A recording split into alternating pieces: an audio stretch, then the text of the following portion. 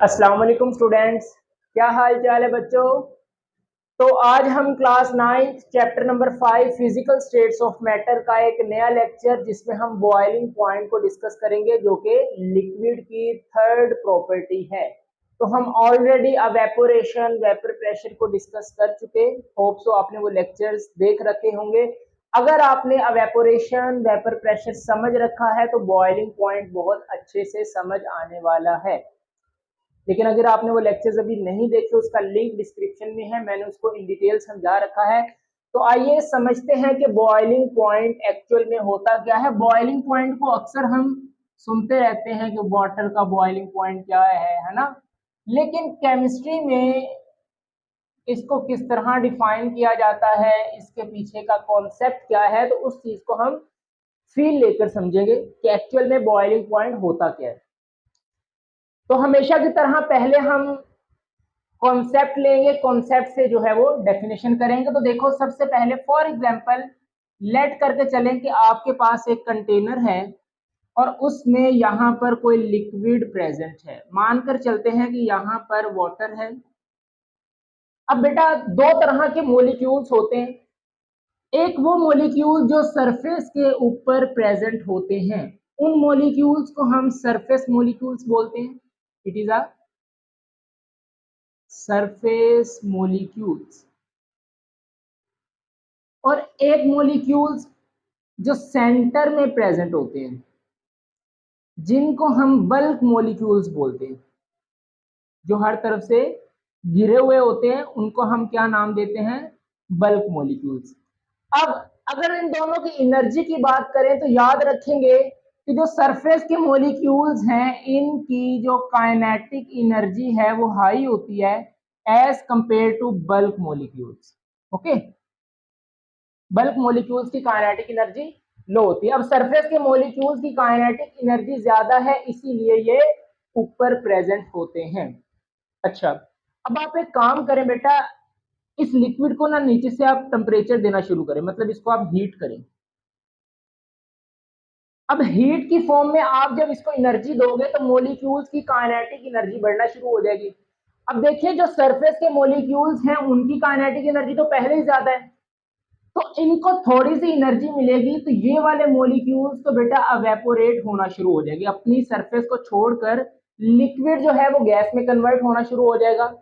और जो bulk molecule जिनकी काइनेटिक एनर्जी एवरेज है, ना बहुत ज्यादा ना बहुत ज्यादा कम होती है, तो इनकी काइनेटिक एनर्जी बढ़ेगी तो ये सरफेस की तरफ मूव करेंगे। मीन टू से कि जैसे ही आपने इनको हीट प्रोवाइड की, टेम्परेचर दिया, तो अवेपोरेशन का प्रोसेस स्टार्ट हो जाएगा।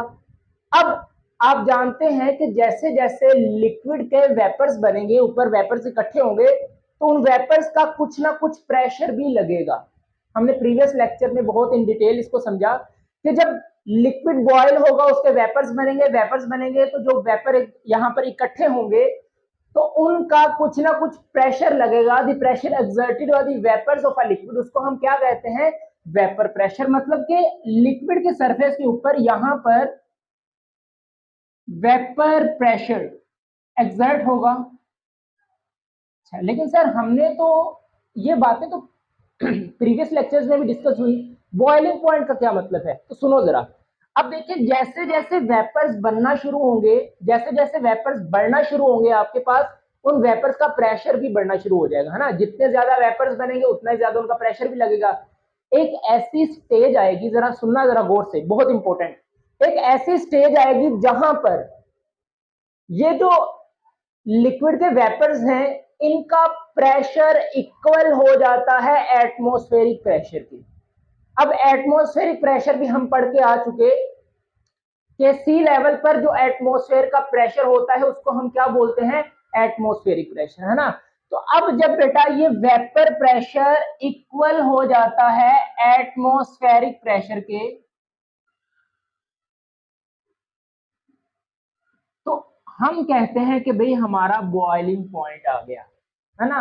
तो याद रखें जब भी vapour pressure of a liquid equal हो जाए एटमॉस्फेरिक प्रेशर के तो हम कहते हैं ये हमारा बॉइलिंग पॉइंट है। यही डेफिनेशन होगी बॉइलिंग पॉइंट की।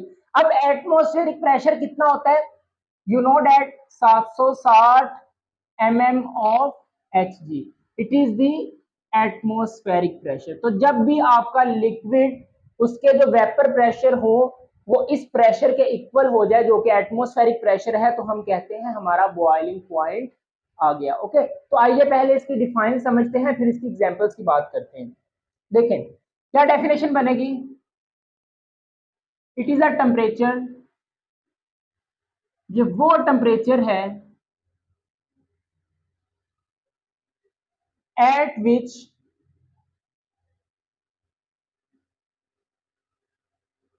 vapor pressure of a liquid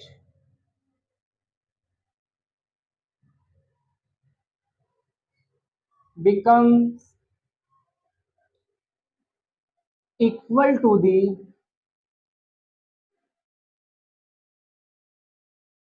atmospheric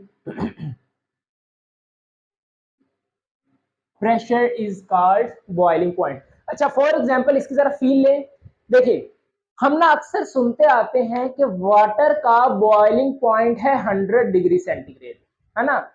अब हमें कैसे पता चला कि वाटर का बॉइलिंग पॉइंट 100 डिग्री सेंटीग्रेड ही है? 90 भी हो सकता है, 80 भी हो सकता है, 70 भी हो सकता है, लेकिन 100 डिग्री सेंटीग्रेड पर ही वाटर बॉयल क्यों होता है?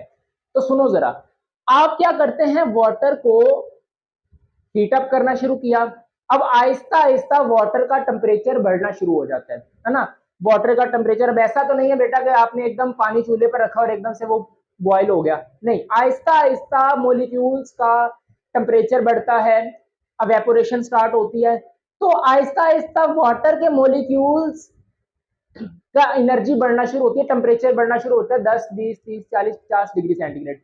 अब जैसे ही वाटर का टेम्परेचर 100 डिग्री सेंटीग्रेड होता है ना, तो उस टेम्परेचर पर देखा गया कि जो वाटर वेपर्स बनते हैं उनका प्रेशर इक्वल हो जाता है एटमॉस्फेरिक प्रेशर पर। किस टेम्परेचर पर? 100 डिग्री सेंटीग्रेड पर।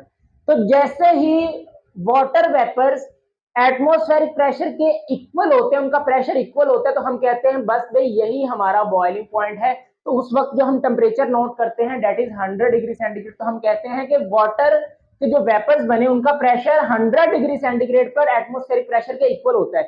तो हमने बॉइलिंग पॉइंट की डेफिनेशन देखी, तो बॉइलिंग पॉइंट की डेफिनेशन भी यही कहती है कि जब भी vapour pressure of a liquid atmospheric pressure के इक्वल हो जाए, वो जो आपका टेम्परेचर होगा वही आपका बॉइलिंग पॉइंट होगा। तो वाटर के केस में 100 डिग्री सेंटीग्रेड पर जाकर vapour pressure of water equal होता है एटमॉस्फेरिक प्रेशर पर, फिर हम उसको अपना बॉइलिंग पॉइंट मानकर चलते हैं। यही वजह है कि हर लिक्विड का बॉइलिंग पॉइंट अलग अलग होता है। किसी भी लिक्विड, मतलब अब देखें बहुत सारे लिक्विड्स हैं आपके पास, सबका एक ही बॉइलिंग पॉइंट नहीं है। आपकी बुक में ना एक ग्राफ बना हुआ है, इसको भी हम समझते हैं, आइए। उसमें ना 3 लिक्विड्स को वो डिस्कस कर रहे हैं, इसको रेज कर दूं। ओके, वो 3 लिक्विड्स की एग्जांपल आपको देता है, यहां से हम जो है वो बॉइलिंग पॉइंट को समझेंगे। अच्छा, फर्स्ट वो बात करता है बेटा ईथर की, और ईथर जहां वो जो पर्टिकुलर लिया गया है that is diethyl ether, जिसका जो फॉर्मूला है वो आप याद रखेंगे C2H5OC2H5, इसको बोलते हैं di ethyl ether. Chemical formula भी आप याद रखेंगे बेटा। डाई इथाइल ईथर जो है आपका ये 34.6 डिग्री सेंटीग्रेड पर जाकर बॉयल होता है, ओके, इस टेम्परेचर पर। सेकंड जो है आपके पास वो लिया गया है अल्कोहल, जो कि है आपके पास इथाइल अल्कोहल, जिसको हम एथानॉल भी बोलते हैं, हैविंग फॉर्मूला C2H5OH। एथानॉल बेटा 78 डिग्री सेंटीग्रेड पर जाकर बॉयल होता है। अच्छा, थर्ड है आपके पास water, having chemical formula H2O, और वाटर आपके पास 100 डिग्री सेंटीग्रेड पर जाकर बॉयल होता है। अब देखें तीनों ही लिक्विड्स हैं, तीनों ही कलरलेस होते हैं, देखने में पानी की तरह ही लगते हैं। लेकिन तीनों का बॉइलिंग पॉइंट अलग अलग है। What is the reason behind this? तीनों लिक्विड्स हैं, लिक्विड स्टेट में है, लेकिन तीनों का बॉइलिंग पॉइंट अलग अलग क्यों है? आइए इस चीज को ग्राफ की मदद से समझते हैं। तो देखें, यहां पर हम एक्स एक्सिस और वाई एक्सिस ड्रॉ करेंगे। ये आपके एक्स एक्सिस और ये आपका वाई एक्सिस। एक्स एक्सिस पर बेटा हम लेंगे टेम्परेचर, लेफ्ट से राइट आपका टेम्परेचर बढ़ेगा। इसको 20 के गैप पर लें तो 20, 40, 60, 80 और 100। ओके, डिग्री सेंटीग्रेड में आपका ये टेम्परेचर है। और अलोंग वाई एक्सिस हम वेपर प्रेशर लेंगे। ऊपर वेपर प्रेशर बढ़ रहा है और वेपर प्रेशर आपने स्टैंडर्ड यूनिट में लेना है, that is mm of Hg। अच्छा, अब वाई एक्सिस पर आपका प्रेशर बढ़ रहा है, वेपर प्रेशर। अब यहां पर देखें तो तकरीबन यहां पर आके हम मानकर चलते हैं कि हमारा जो वेपर प्रेशर है वो 760 हो जाता है, जो कि हमारा एटमॉस्फेरिक प्रेशर है ना। अब इसको आप कर सकते हैं कि यहाँ पर आपका 100 डिग्री 100 mm ऑफ Hg है, 200 है, 300 है, इस तरह करके 760 यहाँ पर आता है। अब देखें, सबसे पहले अगर ईथर की बात करें ना, तो बेटा ये जो टेम्परेचर है यहाँ पर ओरिजिन जो है आपका, ये है आपका 0 डिग्री सेंटीग्रेड। 0 डिग्री सेंटीग्रेड पर अगर हम ईथर की बात करें ना, तो 0 डिग्री सेंटीग्रेड पर ईथर का जो वेपर प्रेशर है वो होता है तकरीबन 200 mm ऑफ Hg यहां पर ईथर का। ओके, ये आपके पास ईथर है। एथेनॉल की बात करें तो एथेनॉल 0 डिग्री सेंटीग्रेड पर बेटा उसका तकरीबन 25 mm ऑफ Hg होता है, ये अल्कोहल जो है आपके पास। और वाटर की बात करें तो वाटर का तकरीबन 5 mm ऑफ Hg, ये आपका वाटर है। अच्छा, अब सबसे पहले अगर ईथर की बात करें तो आपने क्या किया कि ईथर को बॉयल करना, मतलब उसको टेम्परेचर देना शुरू किया। अब जैसे ही आपने ईथर को टेम्परेचर देना शुरू किया तो उसका आहिस्ता आहिस्ता टेम्परेचर बढ़ेगा, 0 से 10, 20, 30 इस तरह करके। अब जैसे ही आपने उसको हीट अप करना शुरू किया, उसका टेम्परेचर बढ़ेगा। और बेटा देखा ये गया कि जैसे ही तकरीबन अभी आपका टेम्परेचर 34 पॉइंट, यहां पर आपका क्या है, एटमॉस्फेरिक प्रेशर है, अभी टेम्परेचर 34.6 ही होता है कि ये यहां पर आकर मीट करता है। मतलब कि ऐसे ईथर का वेपर प्रेशर इक्वल हो जाता है एटमॉस्फेरिक प्रेशर के। किस टेम्परेचर पर? 34.6 पर।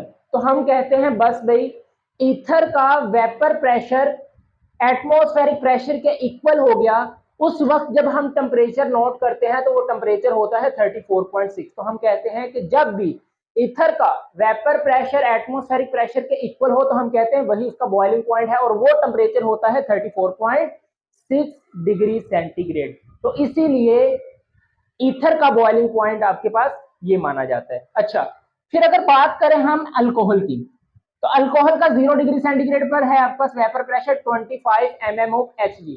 आपने अल्कोहल को हीट अप करना शुरू किया तो आहिस्ता आहिस्ता इसका भी टेम्परेचर आपके पास बढ़ता है। देखा यह गया कि जैसे ही आपका टेम्परेचर तकरीबन 78 डिग्री सेंटीग्रेड होता है तो अल्कोहल का वेपर प्रेशर एटमॉस्फेरिक प्रेशर के इक्वल हो जाता है। तो हम कहते हैं कि जब भी अल्कोहल का वेपर प्रेशर एटमॉस्फेरिक प्रेशर के इक्वल हो जाए तो वो जो टेम्परेचर होगा वो हमारा बॉइलिंग पॉइंट होगा अल्कोहल का। तो उस वक्त जो टेम्परेचर देखा गया डेट इज 78 डिग्री सेंटीग्रेड, है ना। मतलब 78 डिग्री सेंटीग्रेड पर जाकर जो अल्कोहल है उसका वेपर प्रेशर जो उसको डेफिनेटली आप हीट अप कर रहे हो तो उसके वेपर्स बनेंगे। अब वेपर्स बनेंगे तो उनका प्रेशर भी लगेगा। तो जब अल्कोहल के वेपर प्रेशर एटमॉस्फेरिक प्रेशर के इक्वल हो जाते हैं तो हम कहते हैं यहां पर टेम्परेचर स्टॉप कर दो।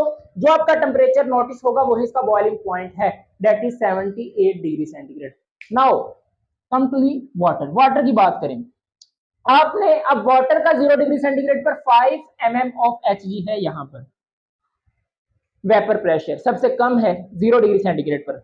आप क्या करें कि वाटर को टेम्परेचर देना शुरू करें। अब जैसे ही वाटर को 0 डिग्री सेंटीग्रेड है, इसको टेम्परेचर मिलेगा तो आहिस्ता आहिस्ता टेम्परेचर बढ़ेगा 1 2 3 4 5 6 डिग्री सेंटीग्रेड में, तो आहिस्ता आहिस्ता इसका टेम्परेचर बढ़ रहा है। अब देखा यह गया कि जैसे ही बेटा वाटर का टेम्परेचर 100 डिग्री सेंटीग्रेड होता है ना, तो 100 डिग्री सेंटीग्रेड पर वाटर का वेपर प्रेशर एटमॉस्फेरिक प्रेशर के इक्वल हो जाता है। तो हमने कहा कि जब भी वाटर का वेपर प्रेशर एटमॉस्फेरिक प्रेशर के इक्वल हो तो वो जो पर्टिकुलर टेम्परेचर होगा वो हमारा उसका बॉइलिंग पॉइंट होगा। तो देखा गया कि 100 डिग्री सेंटीग्रेड जब टेम्परेचर होता है ना, इस टेम्परेचर पर जाकर वाटर वेपर्स का प्रेशर इक्वल हो जाता है एटमॉस्फेरिक प्रेशर के, तो हम कहते हैं यही इसका क्या है, बॉइलिंग पॉइंट है, दैट इज 100 डिग्री सेंटीग्रेड। ठीक है, तो ये आपके पास क्या है, ईथर, ये आपके पास क्या है, अल्कोहल दैट इज एथेनॉल, और ये आपके पास क्या है, वाटर है। ओके, तो इस तरह करके कोई भी लिक्विड, तो देखो तीनों लिक्विड्स हैं लेकिन अलग अलग टेम्परेचर पर उनका वेपर प्रेशर एटमॉस्फेरिक प्रेशर के इक्वल होता है। तो जिस टेम्परेचर पर भी उनका वेपर प्रेशर एटमॉस्फेरिक प्रेशर के इक्वल हो जाए तो हम कहते हैं कि भाई यही इसका बॉइलिंग पॉइंट है। दैट्स व्हाई हर टेम्परेचर अलग अलग बॉइलिंग पॉइंट रखता है, डिपेंड इस बात पे करता है कि किस टेम्परेचर पर जाकर उनका वेपर प्रेशर एटमॉस्फेरिक प्रेशर के इक्वल होगा। क्लियर हुआ बॉइलिंग पॉइंट का कॉन्सेप्ट? हाँ, तो यही उसका जो है आपके पास फिर बॉइलिंग पॉइंट बनता है। तो इसको आप कंपैरिजन एमसीक्यूज के लिए भी याद रखेंगे। क्लियर है? Very good. ओके, तो आइए अब बात करते हैं कि इनका कौन कौन से फैक्टर्स हैं जिन पर आपका बॉइलिंग पॉइंट डिपेंड करता है। तो factors that affect the boiling point, तो फर्स्ट फैक्टर है आपके पास नेचर ऑफ लिक्विड, मतलब कि आपका लिक्विड किस नेचर का है। अब बेटा लिक्विड की दो ही नेचर्स हो सकती हैं, या वो पोलर इन नेचर होगा या नॉन पोलर होगा। याद रखेंगे कि जो पोलर लिक्विड्स हैं उनका बॉइलिंग पॉइंट ज्यादा होता है as compare to non polar liquids. Reason बहुत सिंपल है कि जो आपके पास पोलर लिक्विड्स हैं उनमें strong force of attraction present होती है। अब जब strong force of attraction present है, जिसको हम इंटरमोलिकुलर फोर्स कहते हैं, तो जो पोलर लिक्विड्स हैं उनके दरमियान इंटरमोलिकुलर फोर्स स्ट्रॉन्ग है, तो उन फोर्स ऑफ अट्रैक्शन को ब्रेक करना भी मुश्किल है। तो ज्यादा टेम्परेचर दोगे तो वो फोर्स ऑफ अट्रैक्शन ब्रेक्स होंगी। That's why polar liquids have high boiling point than non polar liquids. Okay, second आपके पास इंटरमोलिकुलर फोर्सेस।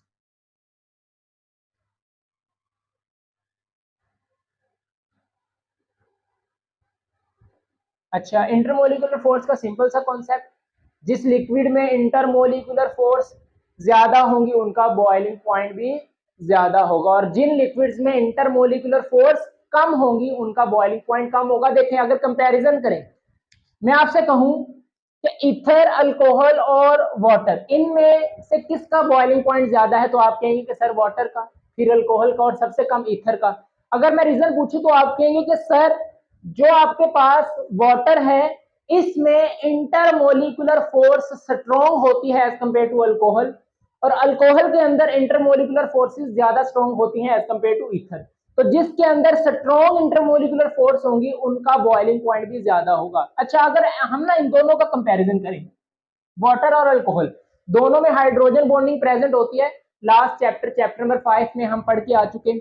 अच्छा, अब वाटर बॉयल होता है 100 डिग्री सेंटीग्रेड पर, अल्कोहल बॉयल होती है 78 डिग्री सेंटीग्रेड पर।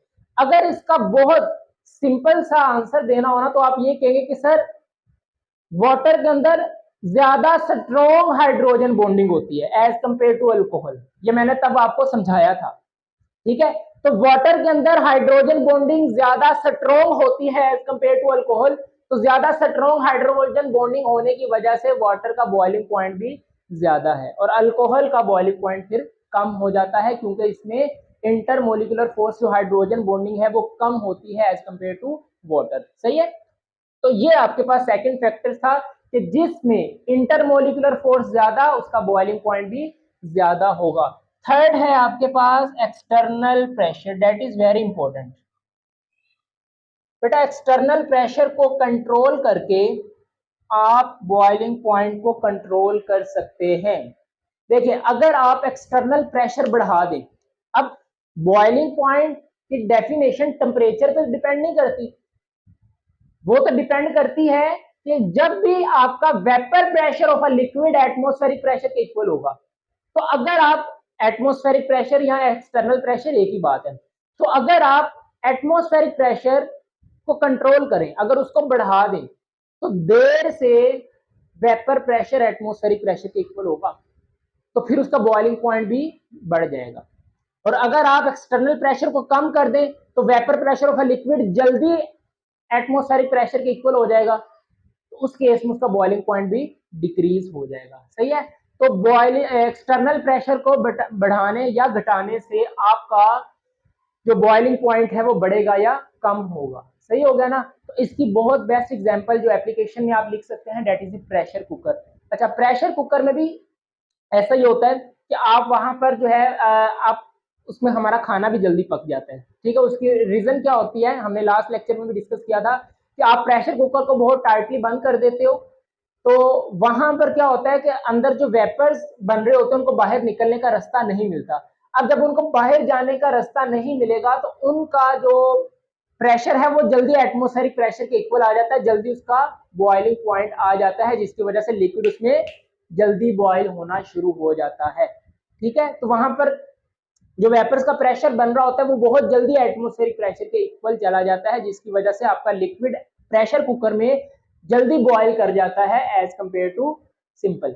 तो आप एक और एक्सपेरिमेंट कर सकते हैं कि दो बर्तन लें, एक के ऊपर आप प्लेट दे दें, एक को वैसे ही बॉयल करें, तो जो प्लेट जिसके ऊपर रखी है, जिसको आपने ढांप कर रखा है, वो जल्दी वाटर बॉयल हो जाएगा एज कंपेयर टू वो वाला लिक्विड जिसको आपने प्लेट से नहीं ढांपा है, वैसे ही वो पड़ा हुआ है। सही है, तो इस तरह करके जो है आप प्रैक्टिकल लाइफ में भी इसको समझ सकते हैं। That is very important concept about chemistry का, ये आपका लिक्विड की प्रॉपर्टी जिसको आज हमने डिस्कस किया। ओके, अच्छा एक चीज और याद रखें, यहां पर देखिए बेटा, मैं यहां पर आपको बताना भूल गया कि देखो 0 डिग्री सेंटीग्रेड था ना, तो 0 डिग्री सेंटीग्रेड पर ही अगर आप इनके वेपर प्रेशर को कंपेयर करें ना, तो टेम्परेचर 0 डिग्री सेंटीग्रेड है, लेकिन 0 डिग्री सेंटीग्रेड पर ईथर का प्रेशर 200 है, अल्कोहल का 25 है, वाटर का 5 है।